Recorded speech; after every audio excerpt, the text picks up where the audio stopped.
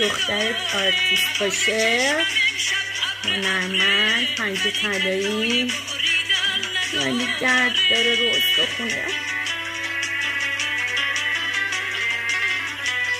خواهم میشه جیغ بزنم؟ چون پسند بگیره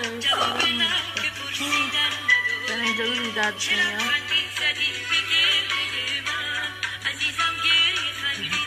نمیدونید الان چه حسی دارم. دیگه مارمولک چجوری میچسبه به دیوار با دست و پاهاش، اندقه همینجوری چسبیدم به آرمرست.